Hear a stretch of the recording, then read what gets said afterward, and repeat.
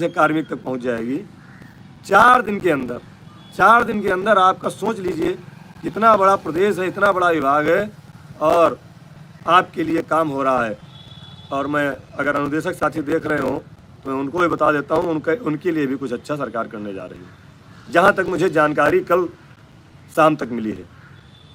जी गौरव जी, हम किसी के चक्कर में नहीं पड़ते हैं, हम अपना काम करते हैं और अपना जो मेहनत हम करते हैं, जो भी हम मेहनत करते हैं, जो हमको जानकारी मिलती है, हम आप सबसे साझा करते हैं।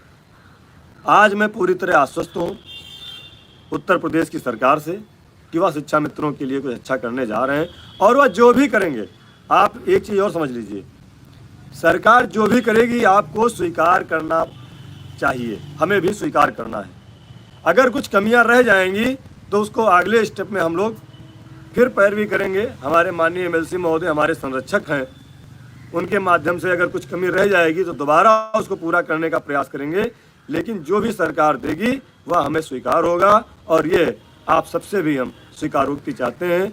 जो भी हो अच्छा हो, हमारा भविष्य सुरक्षित हो और हमको बार बार लखनऊ में अपनी समस्याओं के समाधान के लिए ना आना पड़े, इसके लिए हम बार बार सरकार से आग्रह भी करेंगे और आपको आश्वस्त करेंगे कि आप लोग किसी के बहकावे में ना आए। हमने देखा 2-3 दिन से कुछ चैनल बहुत भ्रमित खबरें चला रहे थे, एक तो हमारे नाम से चला दिया, एक किसी और के नाम से चला दिया, तो इनसे भ्रमित होने की ज़रूरत नहीं है।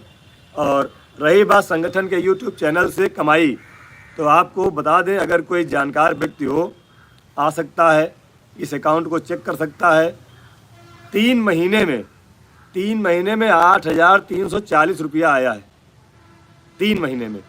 अगर किसी को सख्त ज़रूरत हो तो वही पैसा ले सकता है, हमें इस पैसे की ज़रूरत नहीं है। हमें ज़रूरत है सिर्फ अपने साथियों तक सही बात पहुंचाने की। और मैं किसी भी साथी से एक पैसा नहीं मांगता हूं, ना मैं अपेक्षा करता हूं, ना मुझे चाहिए। मुझे सिर्फ और सिर्फ शिक्षा मित्र साथियों की समस्याओं का समाधान चाहिए। और आप सभी का आज की इस वीडियो में फाइनली शिक्षा मित्रों के मानदेय वृद्धि को लेकर हाल ही के अंदर की वार्ताएं शासन स्तर पर हुई हैं। वार्ताओं के क्रम में कुछ ऐसे आश्वासन मिले हैं जिन्हें देखकर अब लगता है कि शिक्षा मित्र अस्थायीकरण की तरफ बढ़ रहा है। फिलहाल के लिए हाल ही के अंदर का कुछ आश्वासन है, उसके ऊपर हम चर्चाएँ करेंगे।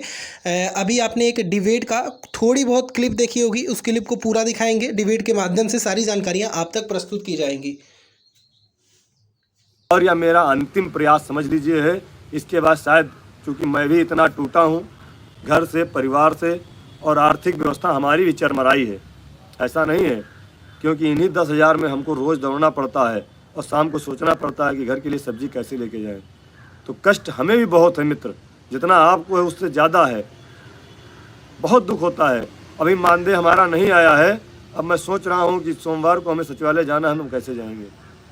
तो दुख तो हमें भी है, कष्ट हमें भी है, लेकिन इसका मतलब ये नहीं है कि लड़ाई को बीच में छोड़ दें। हम कहीं से भी व्यवस्था करेंगे, मोटरसाइकिल में पेट्रोल डलाएंगे, गाड़ी में पेट्रोल डलाएंगे, जाएंगे आएंगे।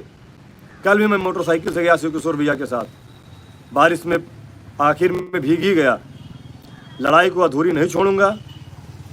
हमने बीड़ा उठाया है और इस लड़ाई को लड़ने के लिए हमारे भगवान श्री कृष्ण जैसे सारथी परमादरणीय एमएलसी श्री श्रीचंद शर्मा जी हमारे साथ आ गए हैं।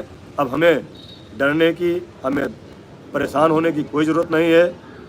शीघ्र ही सारी चीज़ें तैयार होंगी, उसके बाद माननीय मुख्यमंत्री जी से मुलाकात भी होगी। और सबसे बड़ी बात यह है कि मुलाकात के साथ साथ हमारा काम भी होगा। हमें अपने काम की ज़रूरत है।